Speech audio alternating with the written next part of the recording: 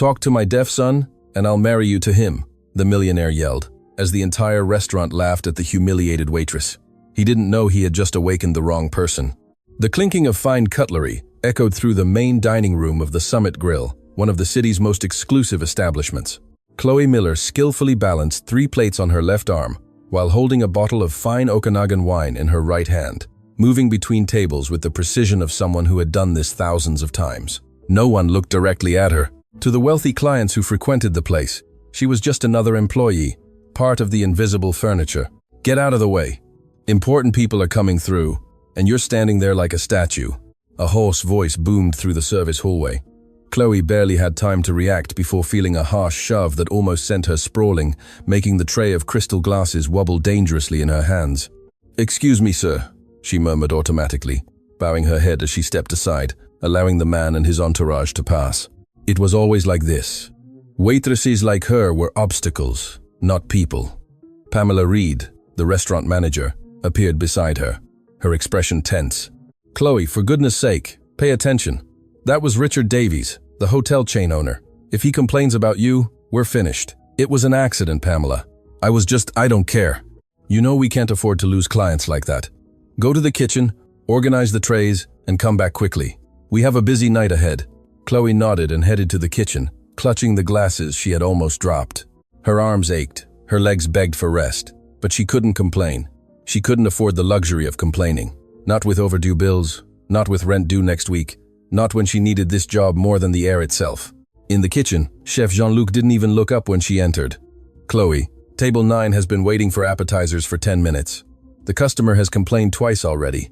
"I'm taking them right out," she replied, quickly grabbing the plates and returning to the dining room. The Summit Grill was one of the most expensive restaurants in the city, frequented by entrepreneurs, politicians, people who spent in one night what she earned in a full month. Chloe had worked there for almost a year, always invisible, always silent, always trying not to make mistakes that could cost her job. But it hadn't always been like this. There was a time when she had a different life, different dreams, a future that seemed bright. There was a time when she wasn't alone. "Chloe, stop dreaming. Wake up and work." Pamela's voice brought her back to reality. "Table 12 needs more wine, and clear table 5. The next client is already waiting."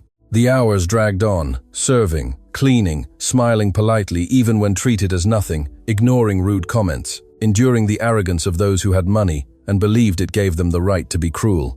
"Miss, this dish is cold," a middle-aged man complained loudly, snapping his fingers in her direction as if calling a dog. "You don't know how to do your job properly. Take it back and bring it hot." "Excuse me, sir.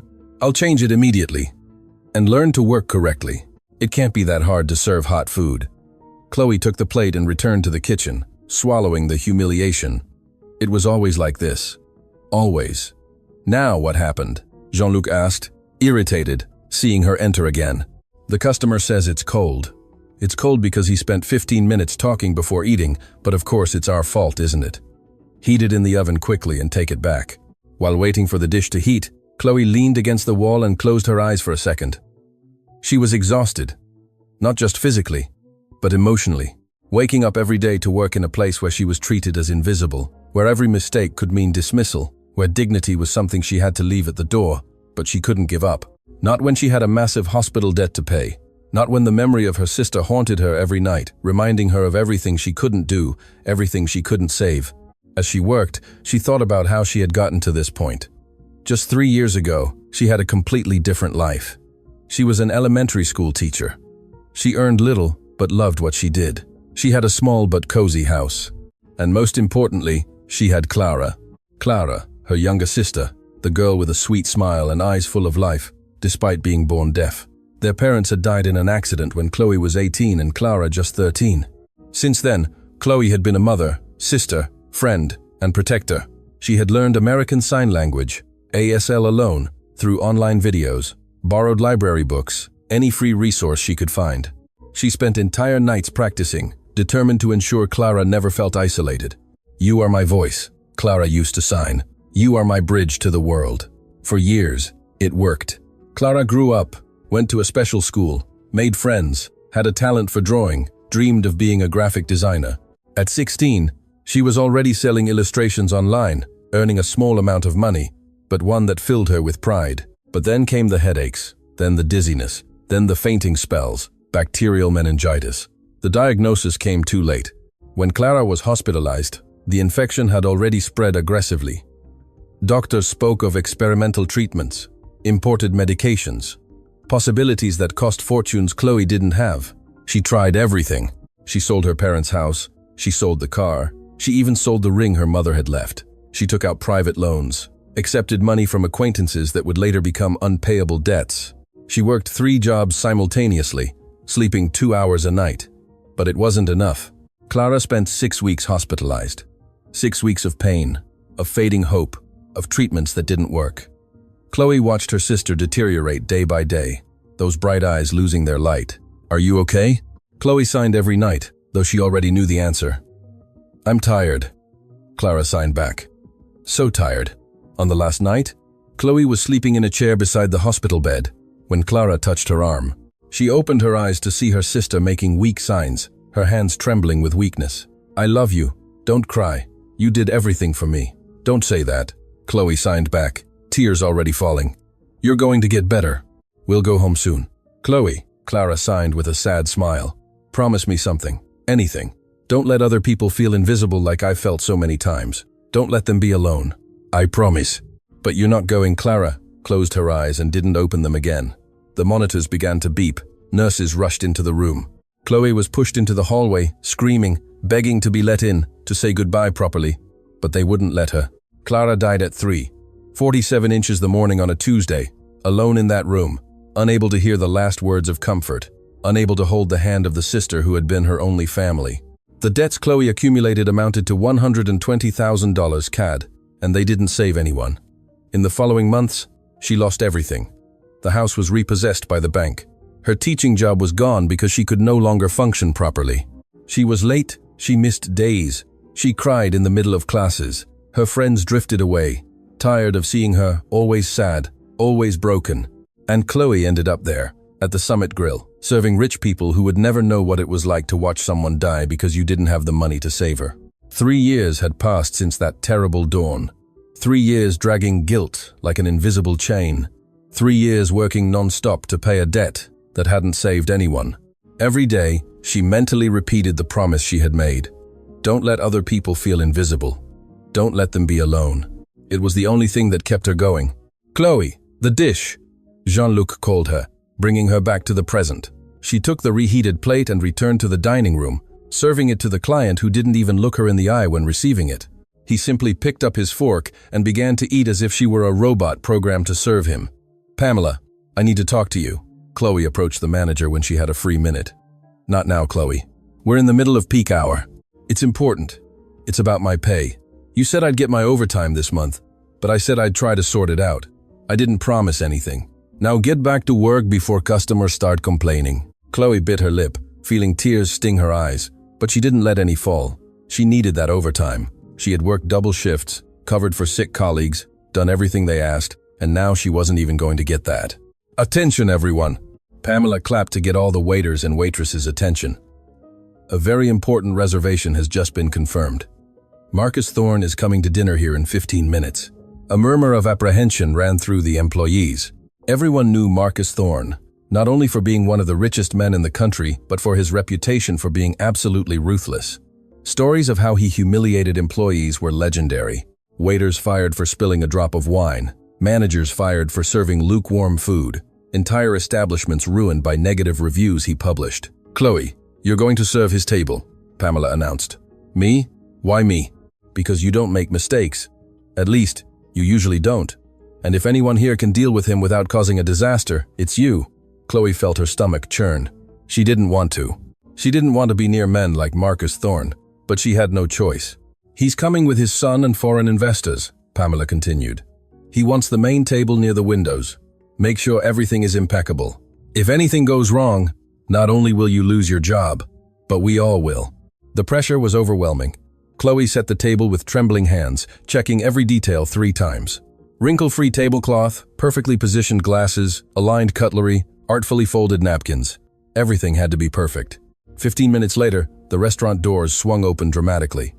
Marcus Thorne entered as if he owned the place, and perhaps he could buy the entire establishment if he wanted. Tall, with slicked-back gray hair, he exuded arrogance in every movement. Behind him, a young man walked with hesitant steps, looking at the floor. Chloe immediately recognized him as Liam, Marcus's son. She had read about him in gossip magazines.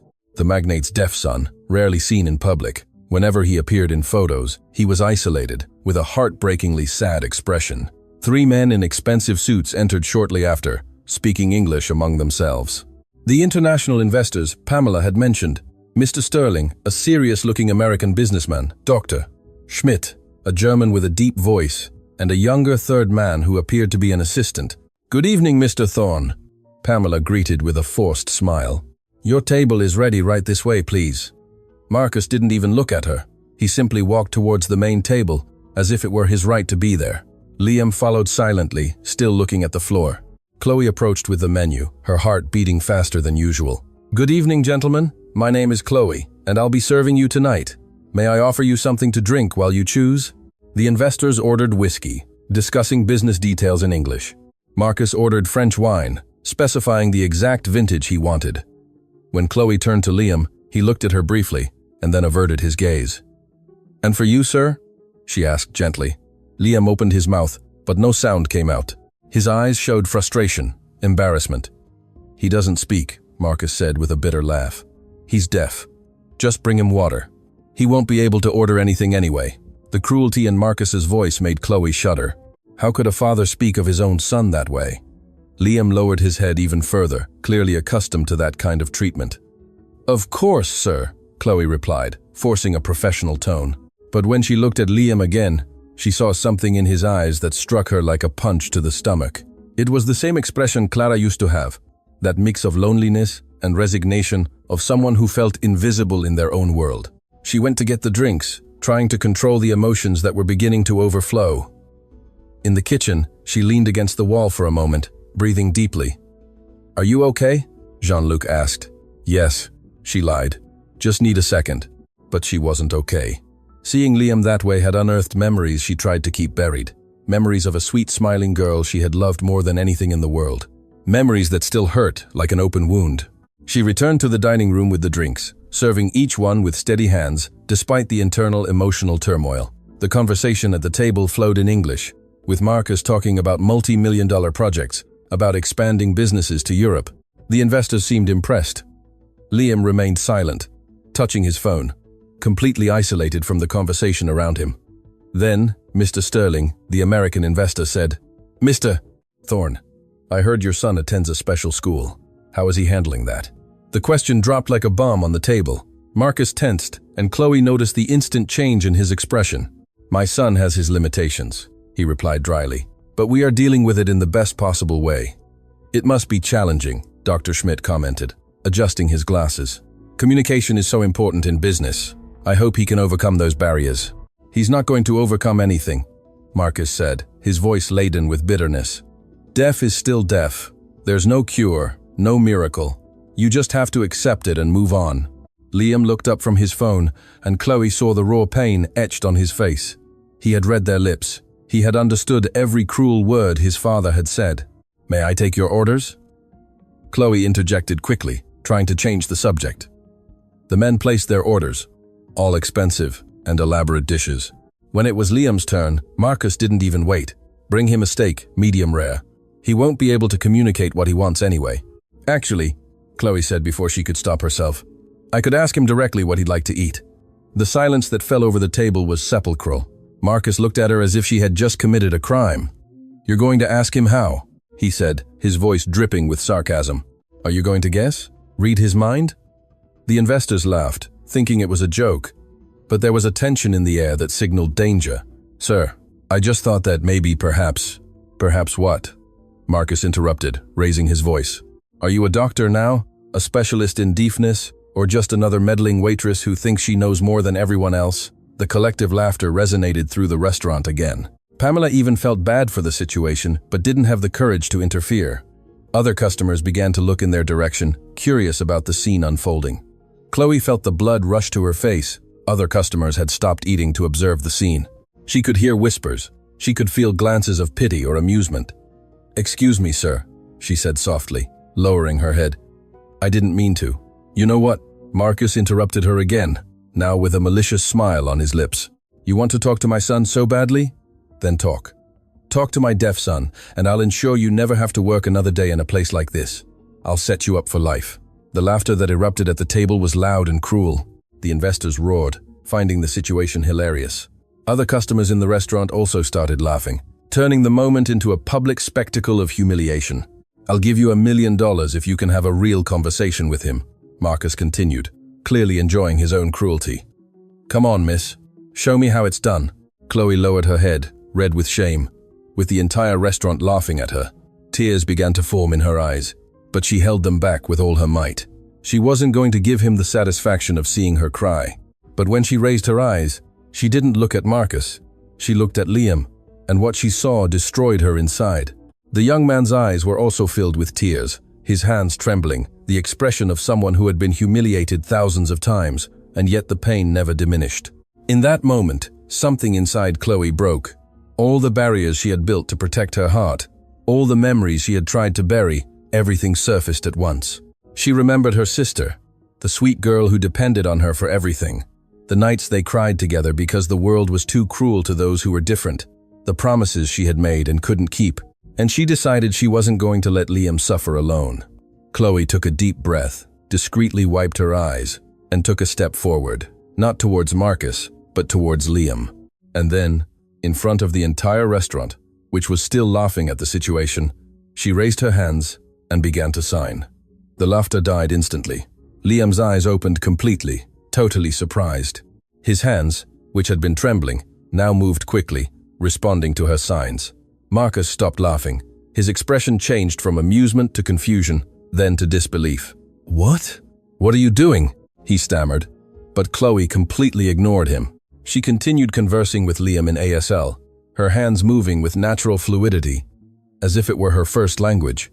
Liam responded, and for the first time since he entered the restaurant, there was a smile on his face, a genuine smile from someone who was finally being seen, finally being heard. The investors watched, agape. Other customers had stopped eating to witness that improbable scene. The invisible waitress conversing fluently with the millionaire's deaf son. "He asked if they have grilled salmon with steamed vegetables," Chloe calmly translated, turning to Marcus. "And he prefers fresh orange juice instead of water."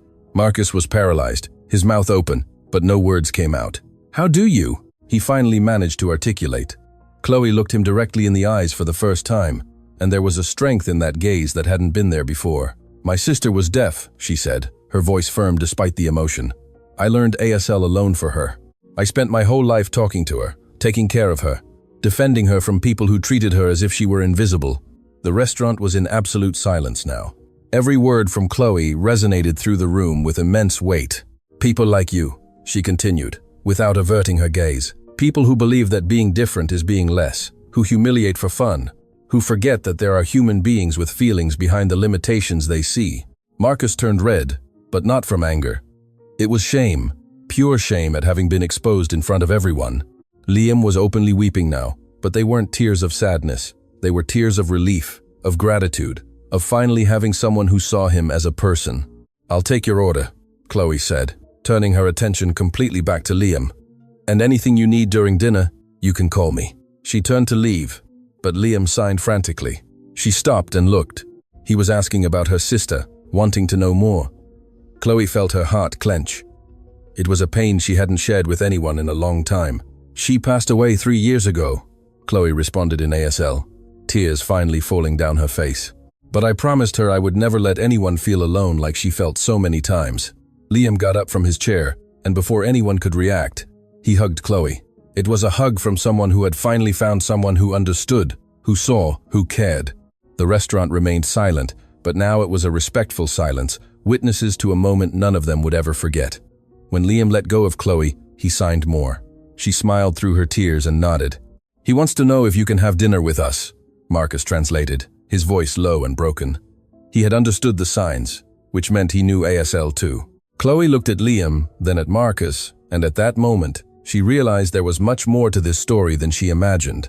The arrogant millionaire who humiliated his own son knew how to communicate with him, which meant the cruelty wasn't out of ignorance, it was out of pain. And Chloe Miller, The invisible waitress who had just silenced the entire restaurant was about to uncover secrets that would change everything. The conversation between Marcus and Liam in ASL continued for several minutes, with the entire restaurant watching in respectful silence. Chloe remained by their side, witnessing something that seemed impossible: a father and son finally communicating after years of self-imposed barriers. But Liam's expression quickly changed from emotion to something darker. His hands moved faster and faster, with abrupt gestures laden with years of accumulated resentment. "What is he saying?" Pamela asked Chloe, in a low voice, having approached to observe. Chloe hesitated, looking at Marcus before responding. "He's saying that his father never went to any of his school presentations, never went to any competitions, never celebrated his birthday, treated him as if he were a mistake that needed to be hidden." The confession was devastating. Several people in the restaurant were now openly crying, unable to contain their emotion at that raw, exposed pain. Marcus lowered his head, his hands trembling. When he finally looked up at his son, there was a break there that went far beyond the moment. It was the break of years of unprocessed pain. "May I speak?" he asked Liam in ASL. The young man hesitated but finally nodded. Marcus began to sign, and Chloe translated for those present who didn't understand. "My sister's name was Eleanor. She was 5 years younger than me, born deaf, just like you." The restaurant was so silent that the sound of traffic outside was audible. Our parents didn't accept it. They thought it was shameful to have a deaf daughter. They hid her, didn't let her go out, didn't let her have friends. I was the only one who talked to her, who learned ASL to communicate. Liam watched intently, his eyes wide. That story had never been told to him. When she was 16, Marcus continued, signing, his expression broken. She had a severe depressive crisis. She was isolated, alone, hopeless. And I was too focused on my studies, on my ambitions. I didn't realize how much she was suffering. Chloe felt her heart clench. The story was painfully familiar. One day I came home and found her in the bathroom. She had tried to take her own life. Several people in the restaurant gasped. The pain in Marcus's voice, even conveyed through signs, was palpable. "We managed to save her," he continued, "but she was never the same. She remained in a clinic, in and out of crises, and I felt guilty for not having been present, for not having realized, for having failed her." Liam was crying intensely now, but he didn't interrupt. He needed to hear that. "Years later, when you were born, and we discovered you were deaf," Marcus signed, his hands trembling. "I panicked. It had only been 2 years since I lost Eleanor. The wound was still fresh. Every time I looked at you, I saw Eleanor. I saw my failure. I was so afraid of failing again that I ended up pushing you away. I thought if I didn't get close, I couldn't hurt you." The logic was devastatingly human and completely wrong at the same time. "But I ended up hurting you in an even worse way," Marcus admitted, now crying too. "I made you feel invisible. I made you feel like you weren't good enough, and that's unforgivable." Liam remained still for a moment, processing everything. Then, he slowly signed back. "He's asking," Chloe translated, her voice choked. "What happened to Eleanor?" Marcus closed his eyes, clearly reluctant to answer, but he knew he needed to. "She died when I was 25, medical complications related to the medications she was taking. I was on a business trip when it happened. I couldn't even say goodbye." The weight of that confession was overwhelming. Now it was clear why Marcus had become so harsh, so cruel. 18 years had passed since that loss, but the wound was still open. It was an armor built to protect himself from a pain he had never processed. "Mr. Thorne," Mr. Sterling stood up, wiping his eyes. "I think we should reschedule our meeting. Clearly, you need family time." "I agree," Dr. Schmidt said, also standing. "But before we go, I want to say something." Everyone looked at him. "We build businesses, we make fortunes, we achieve success," the man said in English, then switching to a heavy accent. "But in the end, family is what matters. Don't let any more time pass." The 3 investors bid their respectful goodbyes and left, leaving Marcus, Liam, and Chloe at the table. Pamela approached hesitantly. "Mr. Thorne, about the bill." "Don't worry about that now," he replied, still wiping his eyes. "I'll sort it out later." She nodded and moved away, giving them space. Marcus looked at Chloe for the first time with something other than arrogance or contempt. It was gratitude. "You did in 10 minutes what I couldn't do in years," he said. "You built a bridge between my son and me." "It wasn't me, sir," Chloe responded. "You were the ones who decided to cross the bridge. Liam signed more, and Chloe smiled as she translated. He says he wants to know more about Clara. He wants to know what she was like. Chloe pulled up a chair and sat at the table for the first time, not as a waitress, but as an equal, and began to tell about her sister. She spoke about how Clara adored drawing, how she had an incredible talent for art, about how she could express in images everything she couldn't say in words, about how she was gentle, generous, always worried about others, even when she was suffering. She dreamed of being a graphic designer, Chloe signed to Liam. She wanted to create beautiful things that would make people happy. And what did you do? Liam asked by signs. I was an elementary school teacher. I taught English to children. I loved watching them learn, grow. Why did you stop? The simple question carried so much weight. Chloe took a deep breath before responding. When Clara got sick, the hospital costs consumed everything. I lost the house. I lost my job because I missed so much work to take care of her. After she passed away, I was left with enormous debts. No school wanted to hire someone with an unstable history, so I took the first job that came along. Here? Liam asked. Here, she confirmed. Almost a year ago. It's not what I dreamed for my life, but at least I pay the bills. Marcus had remained silent throughout the conversation, just observing. Now he leaned forward. How much do you owe? Chloe felt uncomfortable with the question. Saoirse, that's not how much, he insisted. She hesitated but finally replied, $120,000 CAD from the hospital, plus the private loans I took out trying to save my sister. The last part came out more bitterly than she intended. 3 years later, the wound still bled. Marcus took out his phone and began typing. Chloe was confused until her own phone vibrated with a bank notification. She opened the app automatically, without thinking much, and then the world stopped. Transfer received. Liang Bai Famba. Ling Ling Ling Ling. C. H. L. Ivedon. Eva 19. Ori. Isen for night I feel like this. A minus daughter. Invero. 1999. H. Tua. Fandi. ND Sandy. N. 19 May. U. M. B. His end. R. Aningos. In the C. Is a story. One pharmacista. B. Docom. W. I can't really on the partitas. ND2 yes. ND2 hos. ND2 yes. C. E. Sengfarmi. Iti. Navesing 2. H. R. Izalung pisara. Ista. Marana. Mizala. Waifli. Formada. M. Isamova. Endina tasand. Andisia. Enbias. Isa. Dandant God. Elema. C. Usitale. Ifitan. Ovoistale canitan. Disa. Pose. X. Dis. Enica. L. Disca. Under disca. Endreta. Ime. Mita. A. Leska. A. B. Isvend. Invent include. R. Indolas Anglex. And then. Indolas Anglex. Igon Danglex. I. A. In. A. L. Ia. Then. Bees and Imanan. Imine. Bees and Iman. W. EM pass. And descender. Maishoto. And descend. Yes. O. Mi selendkale. O. M. Isainde. Elisa. Isen. IBSE. I. If I when. It's eingas. The study verstand. Isenemas. NMO. Eglief. Isenemas. And these. M. Wie fires in Ford Wand en Ford Effe. En die V2R. Arit. Ar. Awater so. Awa. R. Itskanya. Valise. Ifgo. H-tem. 2-1. A-B. De verder. Liter. Pican. A-1. Bull. Ibe. E5. E5 obus. W. H. The bass friend. A bass friend inflation. This is accreditation. Diste. W. H. A. Lala C.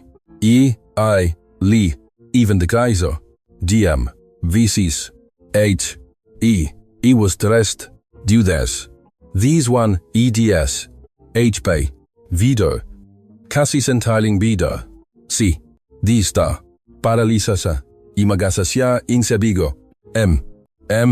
Is this yan? R. Isabe. And 90 uter. H. Isa. R. V. Ivenda. Asa. Ivenda tami. Ifrit. C. Iva. Mazalo. Iden. C. H. Z. The. Mista. The. Ka. Endisawasand. E. Disa. 200,000.00. Cloeria de numberonce. Twice. 3 times. It couldn't. Tibial. It wasum systemera. It a tobe. What?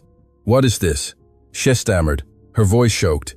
120,000 to pay your debts, Marcus explained calmly. And, Bashe. Ling. Imam. 9-5. In the Sabinias. On the pa the Saibin the Saiv. R. Endai. I Koram. I. So, Koram. Livorora. Well, is a.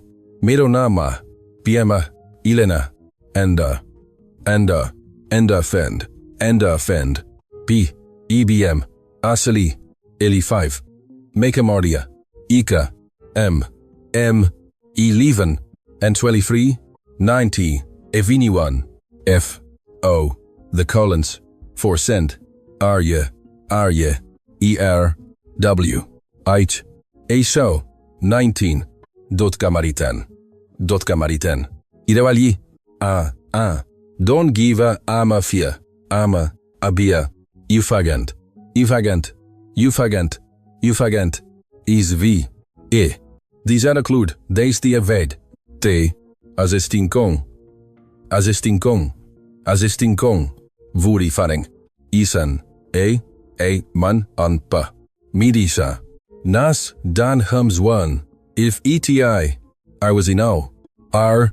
Isa. C. Azista. Gunaita. N. Lenging. A. C. Ivengasto. Orbisanta. Ivengasto. P. Parafamuse. Interase. And the zoo. These ling. Good. Aifanda. Maybe afide. Ismoksa. C. H. L. Azans. Mainasa. Yesi now. Versus band. I versus band. Ifana. Is one. Ele kifa. A. De aika lakaraga. Exant. H. Islifen. Istat Hamas. Islifen. Ara. V. Onfaflisa vuliza. I. C. Indentarmi und forinelaya. Ore. Ima. Dislav. Itama. N. G. I. Dianta. Findiant. Dianta. I. De. Ender. N. Des Masuza. An. Dentaan. Dikam. Desali. Basali. Orkroma. Vila. Basali. Iswav. A D5s. N. Innate. YV. Validate. Descent is that. Each. I. N. G. Da. Then fastingly. H. A fand. Into a. 8. Inrendo. Yakana biela. Domza. Dandana. Domza. Even Dave. Eddie Camilena. R. V. You can fiestu. We statan maza. Bilaza. He's agentila frisco. Vicendale vansadem. B. US. Biva. These were. Come please. Well send. These were. Come please were. Delista. H. Isarawam dia. Now in. Condisi. Wait. W. And end. Combaza aliciari. Disias comdari. Ora. The Eisen. Bison. Doot. Bison. CFI. And Fiver. This canna. When 70 do the. I. By K. I slapsa. Isia indanandon. Indanandon. Dasasia indanandon. Say in the sign sir. Diver. And I manx. Of the rand. Iser. In. Ayer. Even tomb. And vord. R. Lita. Eta. R. Aime. Ostaligo. Even talas. In stifo. And tifi. H-well, and ifla is verma eli, endesisa eli, endesis, ar, h, a fang, in fine, entry, diseli, angarandanda, velio, isisa, wanda, bisarro, b, eva, in, ze, endovisa, n, we says, thisa, ming sekanda, aza fasta, eva, ebida, tan, r, ingistesa dunas, m, b, ll, ia, basandro, canaliven, and c, izam, ibn. Next, o, I, a, n, and, ira, quaitaunzi, a, l, aya, b, l, le, izeras. 80,000 more payment for what you did today. Sir, I can. Accept this. Chloe sighed, her voice arising. Idint. Tidu ene that deserves both words in her throat. Her hands began to tremble uncontrollably. 200,000 CAD. She looked at her phone again, that number that seemed fictional. $200,000. CAD meant the debts were over. It meant the private lenders and collection agencies that had been harassing her for 3 years would finally leave her life. It meant she no longer had to live in fear of being sued, of her wages being garnished, of being humiliated by collectors. It meant freedom. She tried to speak, but couldn't. The tears came suddenly, without warning, streaming down her face. They weren't delicate tears. It was a convulsive sob from someone who had held too much in for too long. Liam signed worriedly. She's okay? Marcus translated his son's question, but he didn't seem sure of the answer. Chloe covered her face with her hands, trying to control herself, but couldn't. 3 years of pain, of guilt, of carrying the weight of not being able to save Clara. It all came out at once. Sorry, she managed to say between sobs. Sorry, it's just that She couldn't finish the sentence. Pamela appeared with napkins, offering them with a look of concern. Chloe accepted them, wiping her face, but the tears kept coming. You don't need to apologize, Marcus said, his voice softer than she had ever heard him speak. I understand.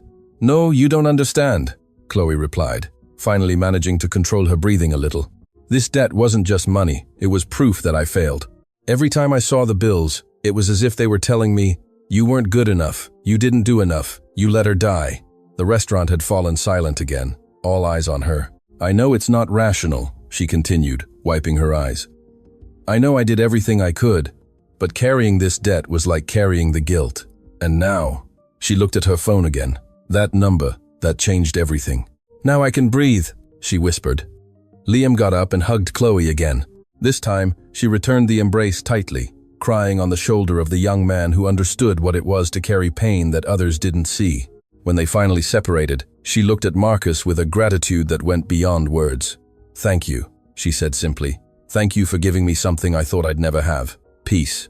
Marcus nodded, but there was discomfort in his eyes. Don't thank me yet.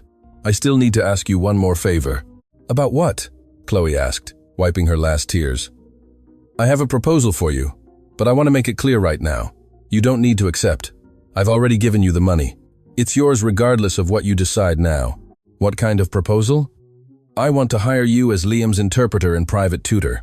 A salary of $15,000 CAD monthly with full benefits. You would work a few hours a day helping with his studies, being a communication bridge when necessary, and mainly being someone he can truly talk to.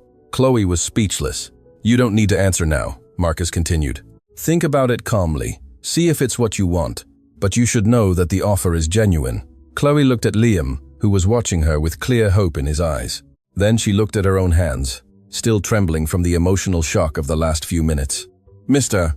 Thorne, she began slowly. I need to be honest. I'm not perfect. I have bad days. I have moments when the pain of losing my sister still paralyzes me. I may not be the ideal person you imagine. No one is perfect, Marcus replied. And frankly, I prefer someone who knows pain and overcoming to someone who only studied about it in books. I can have a few days to think about it, of course, but she hesitated, clearly uncomfortable with what she was about to say next. But what? He encouraged her. I need help today, now, with something urgent. At that moment, Marcus's phone rang. He answered quickly, and Chloe noticed the immediate change in his expression. When? He asked tensely. How much time do we have? The conversation continued for a few more minutes, with Marcus visibly more agitated. "Understood. I'll arrange everything," he said before hanging up. "Did something happen?" Chloe asked. Marcus ran a hand through his hair, clearly stressed. "It was my lawyer. A legal process concerning an international contract just had an unfavorable decision in the first instance. The documents in Icelandic that I need translated are a crucial part of the appeal. I must present the certified documents to the Icelandic court before 10 a.m. tomorrow. If I don't, I automatically lose the right to appeal, and with it, and having the sons, wake and turns, endem, elfro, ikamon kramsa farina, en India, endias, pamari, karukartale, enmer, wuli, en, de, imosi, ari, a dark two, dam, 9, 50 million contract. 50 million? Chloe repeated, surprised. It's complex. It involves international documents, certified translations, legal issues in 3 different countries. He shook his head. And my legal team just informed me they won't be able to solve it in time. Liam signed worriedly. He's asking if everything will be okay, Chloe translated. It will be okay, Marcus replied, but he didn't seem convinced. It always is. But Chloe noticed something in his expression. It wasn't just about money. There was something more, something personal in that contract. May I ask what kind of contract it is? She inquired. Marcus hesitated before responding. It's to build a rehabilitation center for people with hearing disabilities. State-of-the-art equipment, specialized teachers, all free. It would be the most advanced in all of Canada.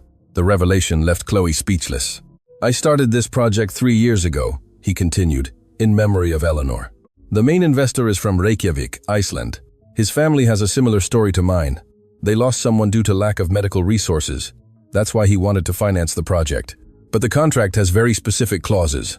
All legal documents must be in certified Icelandic before the final deadline, or they lose legal validity. It's an Icelandic law regarding international investments.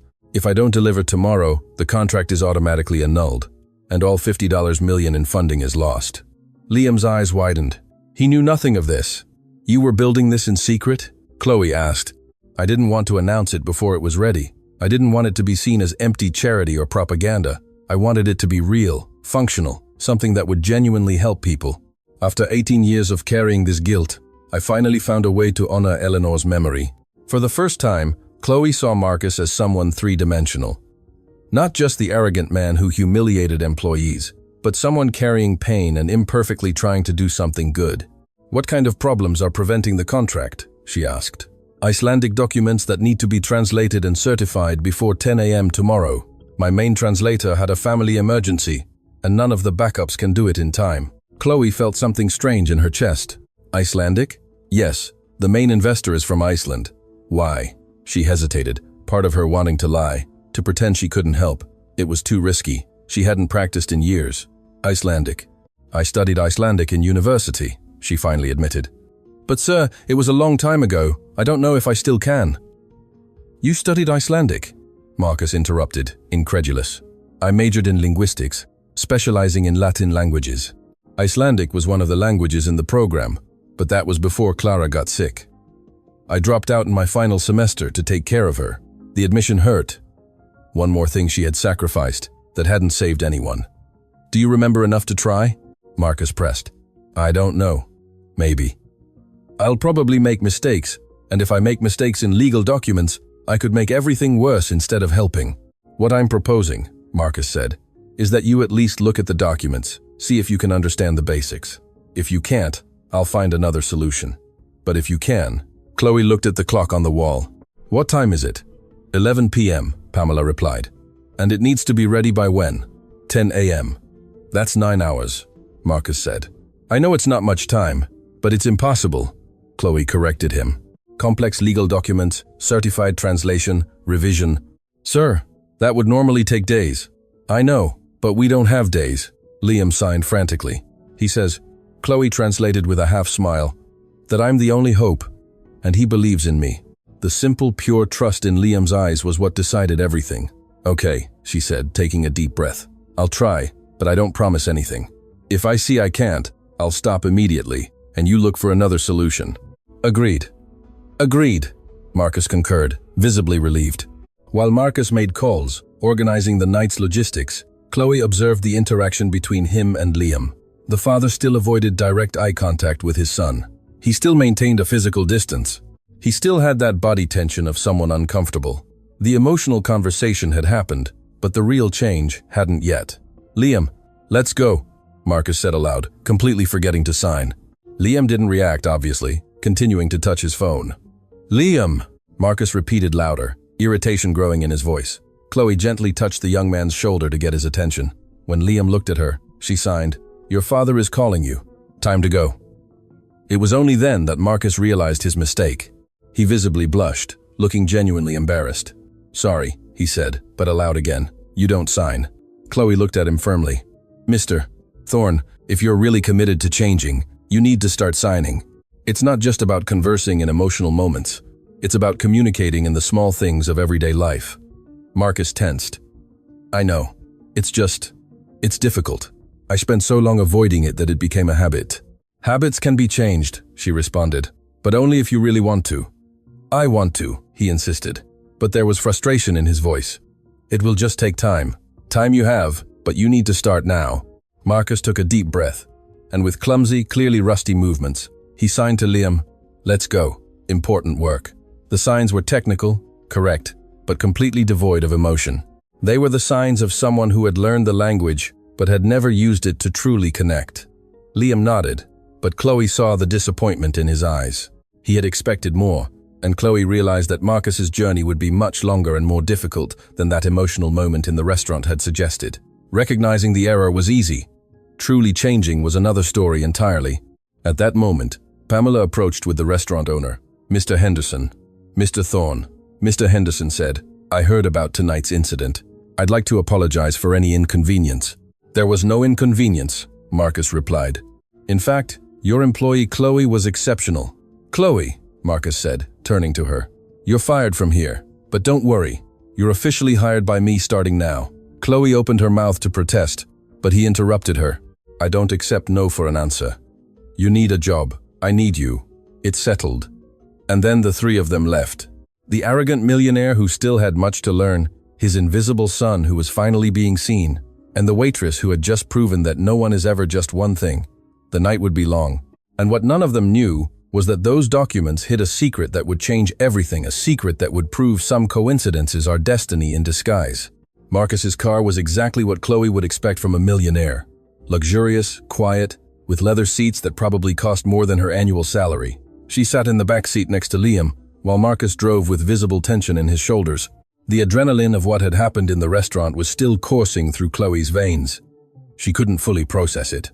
In a few hours, she had confronted one of the most powerful men in the city, proven her worth in front of everyone, received $200,000 CAD, and was now on her way to his mansion to save a multi-million-dollar project. It was too surreal to be real. Liam gently touched her arm, getting her attention. When she looked, he signed, "Thanks for not leaving." "Why would I leave?" she signed back. "Because most people leave when they find out what my father is really like, when they realize I'm just an inconvenient problem." The sadness in Liam's hands broke Chloe's heart. "You're not a problem, and your father is trying. Not very well yet, but he's trying. Do you think so?" Chloe looked at Marcus, who was driving in silence, clearly lost in thought. "I think he's very scared. Scared of failing you, like he felt he failed Eleanor. And sometimes, when people are scared, they push away instead of drawing closer."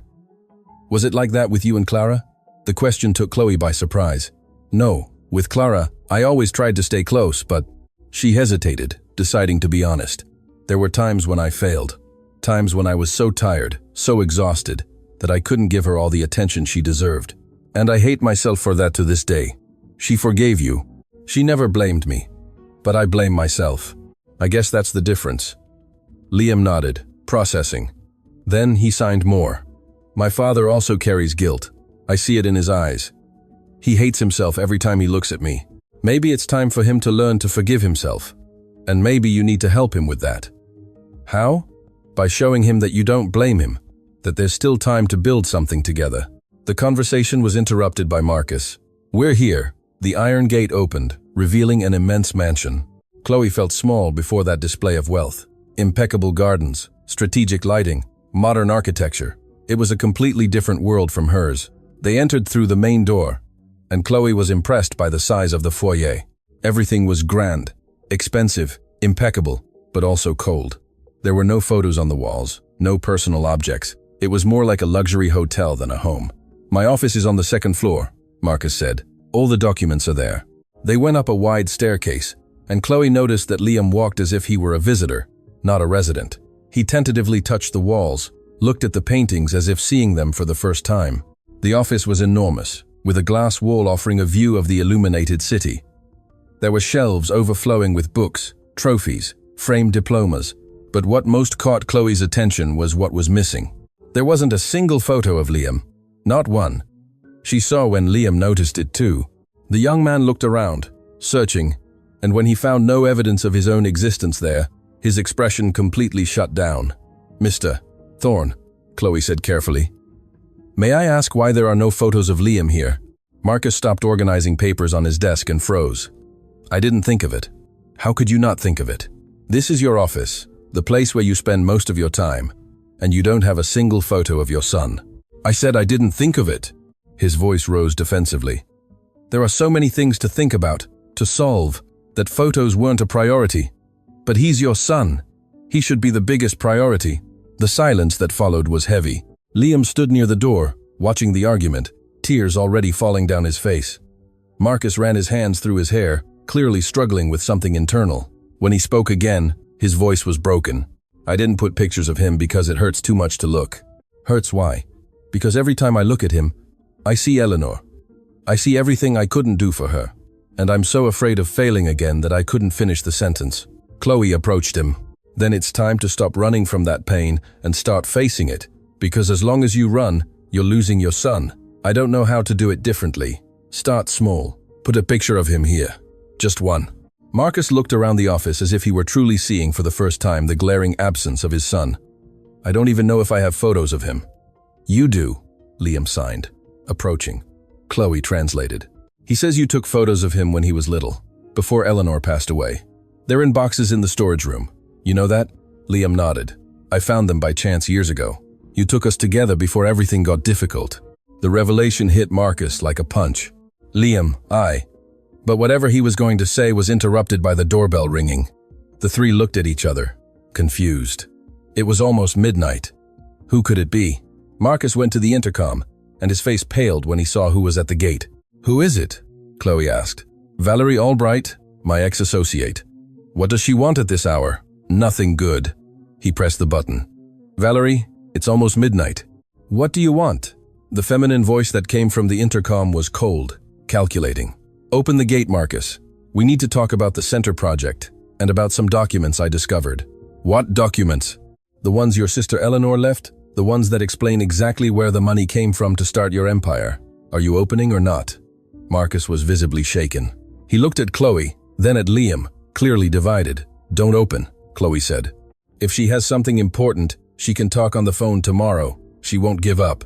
And if she really has documents from Eleanor, then she can come during the day by appointment, not in the middle of the night to intimidate you."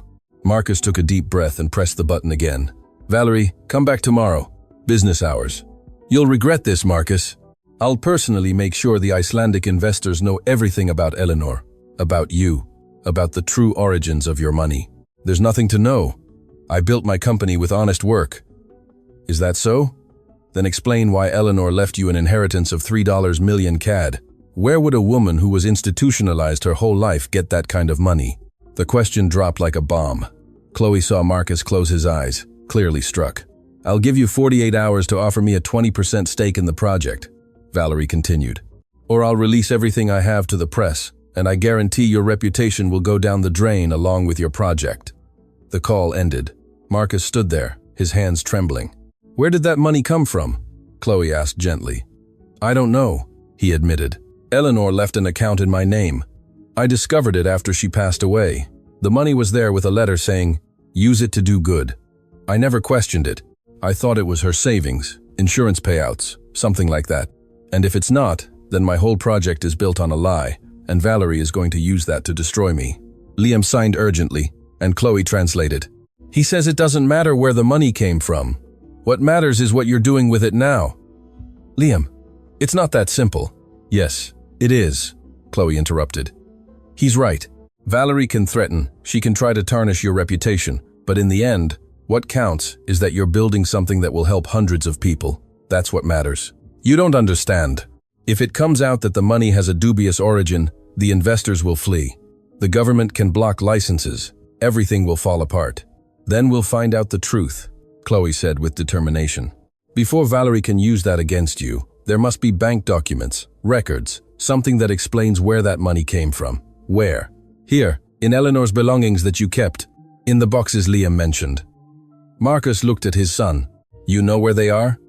Liam nodded and signed, I'll show you. The three went down to the mansion's basement. It was a huge space, organized with shelves overflowing with labeled boxes. Liam went directly to a specific section, pointing to several boxes marked Eleanor, personal. They began to open them one by one. There were clothes, books, notebooks with drawings, letters Eleanor had written but never sent, childhood photos of happy moments before the illness worsened. Marcus picked up a photo of Eleanor smiling, holding an ice cream. Around 10 years old.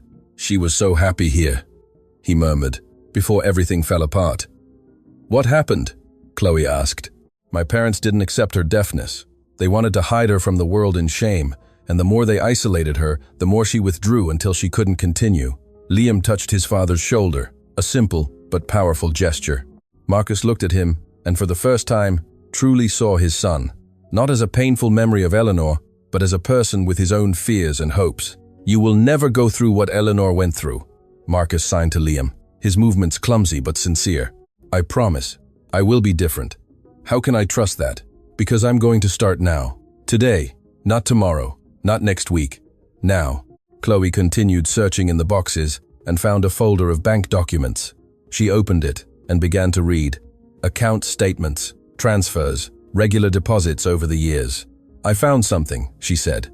Eleanor was receiving monthly deposits from a company called Aurora Investments. They started when she was 18 and continued until her death. Aurora Investments?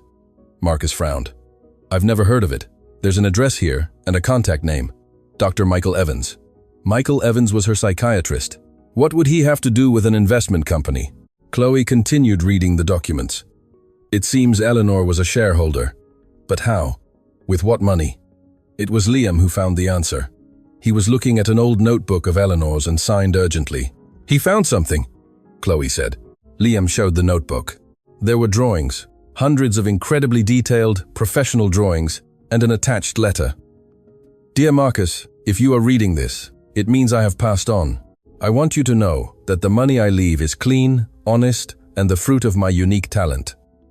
Dr. Michael helped me sell my drawings to design companies. For years, I worked in secret, creating illustrations, logos, characters. I didn't tell anyone because I wanted to prove that I could be productive, that I had value. The money is yours. Use it to do the good that I couldn't. With love, Eleanor. The silence that followed was absolute. Marcus took the letter with trembling hands, reading and rereading, tears falling freely. So she was working all the time, he whispered. All the time I thought she was just a patient, but she was creating, producing, living. And you never knew, Chloe completed softly. Because I never asked. I never truly cared. I only saw the illness. I didn't see her. Liam signed, and Chloe translated. He says you can still do things differently with him. You can still truly know him. There's still time. Marcus looked at his son, and finally did what he should have done years ago. He hugged Liam. A real, tight hug, laden with years of regret and renewed hope. Forgive me, he signed while hugging. Forgive me for all the lost years, for all the times I made you feel invisible, for not having been the father you deserved. Liam cried on his shoulder, returning the hug with force. They weren't tears of sadness, they were tears of liberation. Chloe watched the scene, wiping her own eyes. This was what Clara would have wanted her to do, help other families, not make the same mistakes, not lose precious time to fear and guilt. When father and son finally separated, Marcus took Eleanor's letter again. This solves the problem with Valerie. I can prove the money is clean. Eleanor earned it with honest work. And the contract with the Icelanders, Chloe remembered. The documents. With all this emotion, I completely forgot. They looked at the clock. 1 a.m. 9 hours until the deadline. Let's go, Chloe said with determination. There's still time. They returned to the office. Marcus spread all the documents over the desk. There were many pages, all in Icelandic, all with technical and legal terms. Can you really translate all this? He asked, doubt clear in his voice. Chloe looked at the papers, then at Liam, then at Marcus. She thought of Clara, of Eleanor, of all the people who would be helped by the center. She thought of the promise she had made. I don't know, she admitted honestly, but I'm going to try. For you, for Liam, for all the people who need this center. She sat at the desk and began to read. The Icelandic words came slowly at first, but little by little, the language began to return. It was like rediscovering an old song, difficult at first, but the melody eventually returned. Marcus and Liam stayed in the office with her in respectful silence. Sometimes she asked technical questions, other times she asked for opinions on terminology. The three of them worked together, united by a common purpose. At 3 a.m., Chloe was on page 25. Her head ached, her eyes burned, but she continued. She couldn't give up. She wouldn't give up. It was then that Liam gently touched her shoulder and signed, "You need to rest. You won't be able to finish if you exhaust yourself. There's no time for rest." Yes, there is. 15 minutes, coffee, something to renew your energy. Chloe knew he was right. She stood up, stretched her aching body, and the three went down to the kitchen. It was a huge modern kitchen with every imaginable appliance, but also empty, with no signs that anyone actually cooked there. Marcus made coffee and brought some fruit. They sat at the kitchen table, a moment of pause in the midst of the chaos. "May I ask a question?" Chloe said. "Of course. Why is this so important to you? The center isn't just about Eleanor, is it?" Marcus took a sip of coffee before responding. "It's about redemption, about doing something good to make up for all the years I wasted being an arrogant idiot, about leaving a legacy that isn't just money, and about giving hope to families like ours." He signed to Liam. Chloe translated, "Exactly. There are so many fathers like me who are afraid, who don't know how to cope, who make terrible mistakes with their children.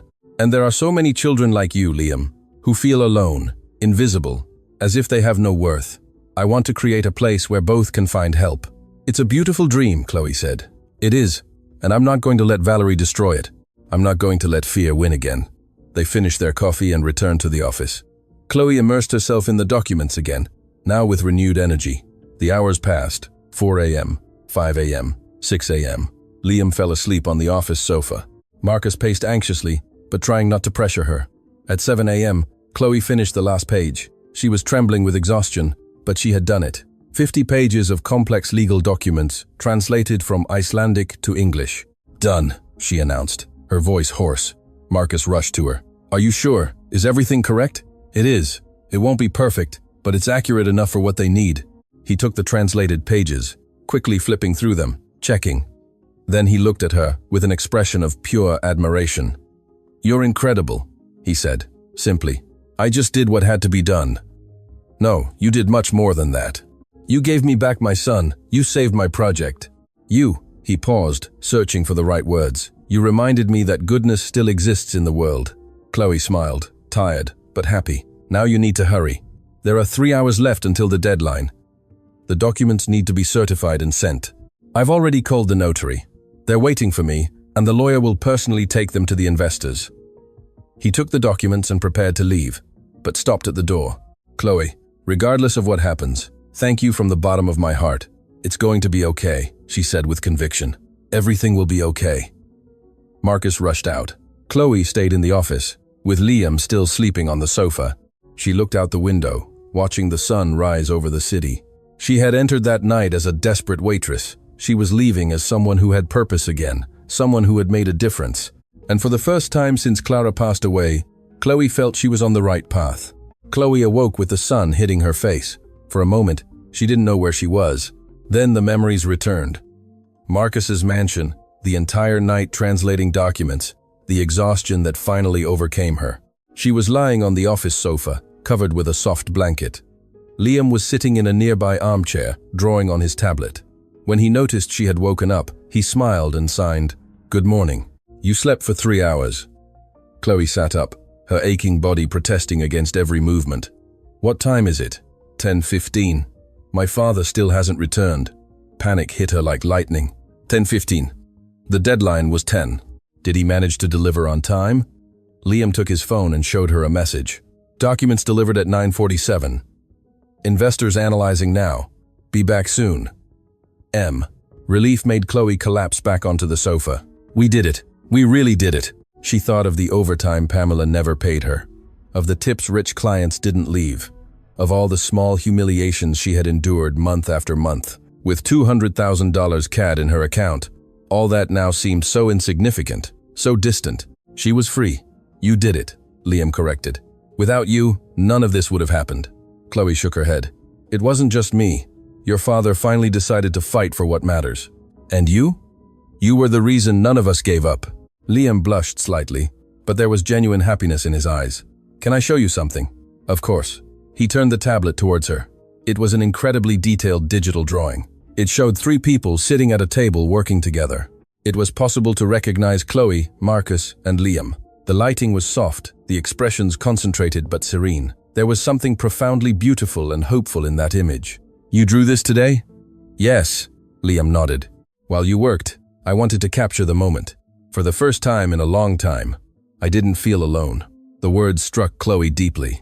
You have so much talent, just like Eleanor had. Do you really think so? I'm sure. These drawings are professional. Have you thought about doing something with this? I always wanted to. But my father, he stopped, searching for the right words. My father always said that art wasn't a serious career, that I needed to focus on practical things. And what do you want to do? I want to be a graphic designer, create beautiful things, make people happy through images. He hesitated before continuing. Like Eleanor did. Chloe smiled. Then that's what you should do, and I'm sure your father will support you, especially now that he knows about Eleanor's work. Do you really think so? I'm sure. At that moment, they heard the front door open. Hurried footsteps on the stairs. Marcus entered the office, his expression illuminated. We got it, he almost shouted. The investors approved. The contract was signed. The center will be built. Chloe stood up, still dizzy with sleep, but feeling joy explode in her chest. Seriously, they really approved? They approved. They said the translation was impeccable, that the documents were perfect. The project begins in 3 months. He took a deep breath, still processing everything. And you won't believe this. Even Richard Davies, the hotel owner who pushed you last night at the restaurant, called me this morning. He heard about the story through the news and wants to make a donation to the center. He said he was ashamed of how he treated you. Liam jumped off the sofa and hugged his father. It was a spontaneous, natural hug, without the hesitation of previous days. Marcus hugged him back tightly, and Chloe saw tears in both their eyes. And Valerie? She asked, when father and son separated. Marcus's expression darkened. She showed up at the lawyer's office this morning. She tried to intimidate the investors with allegations about Eleanor's money. And then I showed them the documents you found. Eleanor's letter, the bank statements, the contracts with the design company. I proved that every penny was earned honestly through her work. How did she react? She was furious. Threatened to sue, make a scandal, everything. But the investors paid no attention to her. They saw she was just trying to sabotage the project out of personal revenge. So, it's over? She'll leave them alone? Marcus sighed. I'm not sure. People like Valerie don't give up easily, but at least now she has nothing concrete to use against me. As if invoked by the mention, the doorbell rang. They all looked at each other, tense. Marcus went to the intercom. Who is it? It's me. Valerie's voice resonated, cold as ever. I need to talk to you personally. We have nothing to talk about. Yes, we do. Please, Marcus. Just 5 minutes. And I'm coming alone. No threats, no games. There was something different in her tone. It was no longer the calculating, aggressive voice of the night before. There was tiredness, defeat. Marcus looked at Chloe and Liam questioningly. Chloe shrugged. Your decision. He took a deep breath. All right. 5 minutes. They went down to the main living room. Marcus opened the door, and Valerie entered. She looked different from the night before. Her hair wasn't perfectly styled. Her makeup was smudged. She looked like someone who hadn't slept. Thanks for seeing me, she said, her voice without the arrogance from before. You have 5 minutes. Valerie looked around, saw Chloe and Liam, and seemed to hesitate. You can talk in front of them, Marcus said. I have no secrets with these people. Okay, she took a deep breath. I came to apologize. The silence that followed was pure shock. Apologize? Marcus repeated, incredulous. You spend the night threatening me. You try to destroy my project, and now you want to apologize? I know it doesn't make sense, but after I left the lawyer's office today, I kept thinking. She stopped, visibly struggling with emotions. I kept thinking about how much of a horrible person I became. Now you want to elicit pity. No, I just need you to understand. Valerie sat down without waiting for an invitation. When you fired me 2 years ago, I was destroyed. Not just professionally, but personally. That job was everything to me, and when I lost it, I lost my identity along with it. You were fired for diverting resources, Marcus reminded her coldly. I never diverted anything, she said, looking him directly in the eyes. I swear. I know you found irregularities in the accounting, but it wasn't me. I tried to prove it, but you had already decided I was guilty. Valerie, let me finish, please. She wiped her eyes. I spent the last 2 years obsessed with proving I was right, with getting revenge, with making you pay. And in that process, I became exactly the person you accused me of being. A liar, a manipulator, vindictive. Chloe watched the woman intently. There was genuine pain there, but also years of accumulated bitterness. What do you want from me? Marcus asked. Nothing. I don't want anything. I just came to say that you won, and that she swallowed hard, and that the center project is beautiful. Eleanor would be proud. You knew Eleanor? I did. I worked with you for 5 years, remember? I saw the photos in your old office. I heard you talk about her sometimes. I know how much she meant to you. Marcus remained silent, processing. I also came to return this, Valerie continued, pulling an envelope from her purse. Documents I took from the archive when I still worked with you. They were Eleanor's personal letters. I was going to use them to blackmail you, but she shook her head. I can't do that. I can't be that vile. She placed the envelope on the table and stood up. That's all. I'm sorry for everything, truly. Valerie, wait. Marcus called her as she headed for the door. She turned, hopeful. If you really want to do things differently, if you want to change, the center will need lawyers, specialists in international law. I can't give you a stake, but I can hire you to work on the project. Valerie's eyes filled with tears. You'd do that? After everything I did? Everyone deserves a second chance. I'm getting mine with Liam. You can have yours too. It was a gesture of generosity that took everyone by surprise, including Valerie herself. She stood there, clearly unsure how to react. I don't know what to say. Say you accept, and that this time, you'll work honestly. I accept, and I swear it will be different. Valerie left shortly after, leaving the envelope on the table. When the door closed, Chloe looked at Marcus with admiration. That was very generous of you. Or very foolish, he admitted. But I learned something in the last few hours. I learned that holding grudges makes us suffer more, and that everyone is fighting battles we don't know about. Liam signed, and Chloe translated. He says you're becoming a better person, and that he's proud of you. Marcus looked at his son, emotion clear on his face. And I'm proud of you, of the man you're becoming, of the incredible artist you are. You know about my drawings? I saw what you showed, Chloe, and I want to see more. I want to know your dreams, your plans, everything. Enough pretending you don't exist. Father and son hugged again, and Chloe felt her heart clench with emotion. It was exactly the kind of moment Clara would have loved to witness. Marcus picked up the envelope. Valerie had left and opened it. Inside were several handwritten letters from Eleanor. He began to read the first, and his expression changed to something between sadness and joy. What does it say? Chloe asked. They're letters Eleanor wrote to me but never sent. She recorded everything, her fears, her hopes, her dreams, and in all of them, she talks about one thing, family. He continued reading, his voice choked. Dear Marcus, I know you're afraid of having children, afraid they'll be like me, that they'll suffer as I suffered. But don't be afraid, because having someone who loves you, even if imperfectly, is better than being alone. If you ever have children, love them unconditionally. Don't make the mistakes our parents made with me. Tears fell freely down Marcus's face. She knew I would be afraid and tried to prepare me even after she left. She loved you very much, Chloe said softly. I wasted so much time with fear of honoring that memory, but no more. He looked at Liam. No more. Liam signed, and Chloe translated with a smile. He asks if he can paint a mural at the center, a tribute to Eleanor and Clara, for all the people who feel invisible. You would do that? Marcus asked, clearly emotional. Yes, if you let me. Of course I'll let you. It would be an honor. The three stood there in the living room, just absorbing the moment. So many things had changed in less than 24 hours. So much pain had been exposed and begun to heal.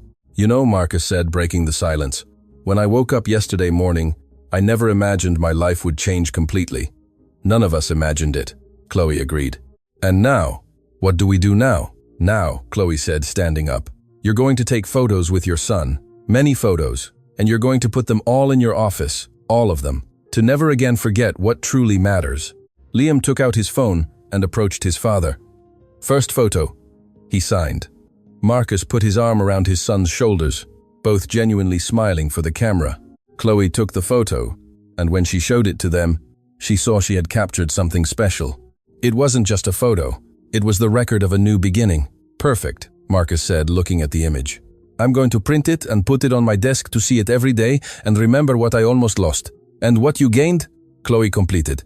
Marcus's phone rang. He answered, and Chloe saw his expression change to confusion, then surprise, then pure joy.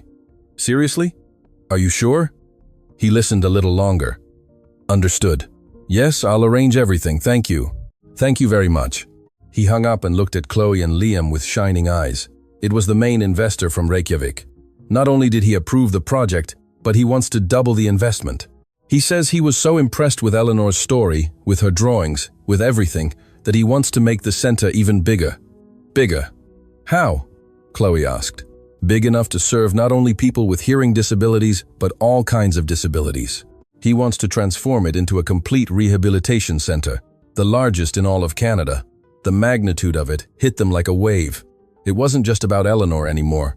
Now it was about thousands of people who would be helped. Eleanor made this happen, Marcus said, looking at the letters still in his hand. Even after leaving, she continues to make a difference. Just as you are doing, Chloe said, and you will continue to do so. Liam signed. We need to celebrate. You're right, Marcus agreed. Chloe, will you have dinner with us tonight? Really, this time not as an employee, but as family. The word family made Chloe feel something warm in her chest. It would be an honor. Perfect. And after dinner, we're going to the storage room, Liam. You're going to show me all your drawings, all of them. And we're going to talk about your plans for the future, about graphic design, about your dream. Liam hugged his father, and Chloe saw that both were crying. But they weren't tears of pain. They were tears of hope, of new beginnings, of finally finding their way to each other. And Chloe knew that wherever Clara was, she was smiling, because the promise had been kept. No one else was invisible. No one else was alone. The morning sun bathed the modern building in golden light. Chloe stood on the sidewalk, looking up, still unable to fully believe that it was real. Huge letters shone on the facade.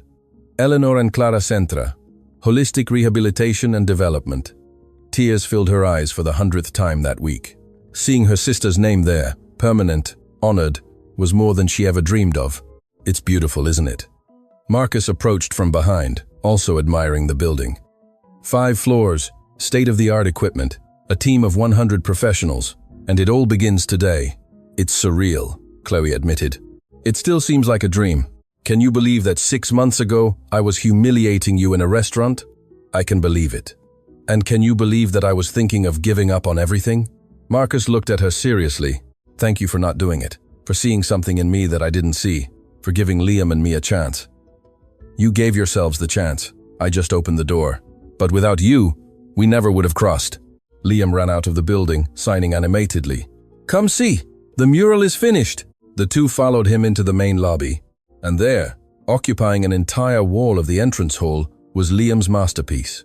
A gigantic hand-painted mural, showing dozens of people of all ages with different disabilities, all connected by lines of light. In the center, 2 female figures, clearly Eleanor and Clara, extended their hands, as if blessing everyone around. Liam, Chloe whispered, speechless. It's perfect. It took me 3 months, he signed proudly.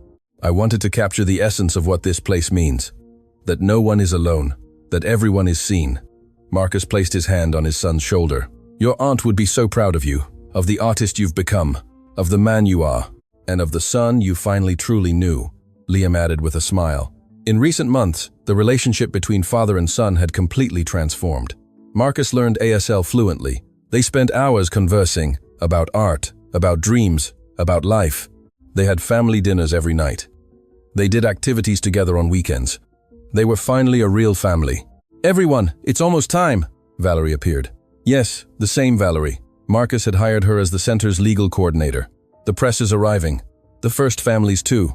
Chloe took a deep breath, adjusting her dress. She was the center's director of communication and community relations, now responsible for connecting families with resources, for bringing specialists from other countries, for ensuring that no one was left behind due to lack of information. Outside, a crowd had formed. TV cameras, journalists, hopeful families, local authorities, but most importantly were the ordinary people. Parents holding children, curious young people, seniors seeking help. Marcus climbed onto the small stage, set up in front of the building. Chloe and Liam stood beside him. "Good morning, everyone," he began, his voice firm but emotional. "Today is a day I dreamed of for years, but thought would never come. The inauguration of the Eleanor and Clara Center." Applause resonated through the crowd. This center is named after two extraordinary women who never had the opportunity to see the impact they would have on the world. My sister Eleanor, who suffered from isolation and incomprehension, but who, through her art and her love, left a legacy that today transforms into hope. And Clara, the sister of the extraordinary woman beside me, who also left us too soon, but whose spirit lives in every person we will help here. Chloe silently wiped away tears. "But I want to be honest with you," Marcus continued. "This place almost didn't exist, not for lack of money or resources, but for lack of something much more important: humanity." The crowd fell silent, attentive. 6 months ago, I was a different man. Arrogant, cruel, blind to what truly mattered. I treated people as objects, judged worth by appearance, and, worse still, made my own son feel invisible because I didn't have the courage to face my own fears. Liam held his father's hand, a gesture of silent support. Until one night in a restaurant, I made the mistake that changed everything. I publicly humiliated a waitress. I made a cruel joke at my son's expense and thought it was okay because I had money and power. He looked at Chloe, but that waitress did something no one had ever done. She showed me I was wrong, not with anger or revenge, but with dignity and competence. She proved that I had completely underestimated who she was, and in that process, she forced me to look in the mirror and see the monster I had become. Several people in the audience were crying now. Chloe Miller was a teacher, a language specialist, one of the most qualified people I've ever met. But life had hit her so hard that she was working as a waitress to survive. And I, the idiot I was, only saw the uniform. I didn't see the person. He turned completely towards her. "Chloe, you saved more than a project. You gave me back my son. You taught me that value is not in position or money, but in character and humanity. Everything this center represents, everything it will do, exists because you refused to give up when I gave you every reason to do so." "Marcus," she whispered, tears streaming freely. "So, for everyone here," he turned back to the crowd, "I leave a lesson I learned the hard way. Never judge someone by appearance. The waitress can be a teacher. The janitor can be an engineer. The person you treat as invisible can be exactly who you need to change your lives." The silence was absolute.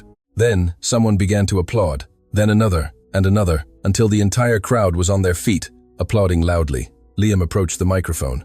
For the first time, he was going to speak publicly, through Chloe translating. He began to sign, and Chloe translated. Her voice choked. "My name is Liam. I spent 16 years feeling invisible until I met Chloe. She showed me that being different is not being less. She showed me that I have a voice, even without spoken words. Today, we inaugurate this center in memory of 2 women who suffered with invisibility, but also in celebration of all the people who refused to leave others invisible." The ribbon was cut, the doors opened, and the first families entered, greeted by a smiling, prepared team. Chloe watched everything when she felt 2 presences beside her, Marcus and Liam, father and son, united. "Thank you," Marcus said simply, "for everything." "Don't thank me," she replied. "Thank yourselves for having the courage to change." Liam signed, "Family." "Family," Marcus confirmed in ASL. "Family," Chloe repeated.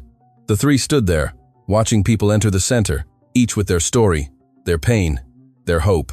And now, all with a place that saw them, that heard them, that valued them. Chloe thought of that night in the restaurant, of how she had bowed her head, red with shame, with everyone laughing at her, of how she had thought of giving up on everything, and she looked at where she was now.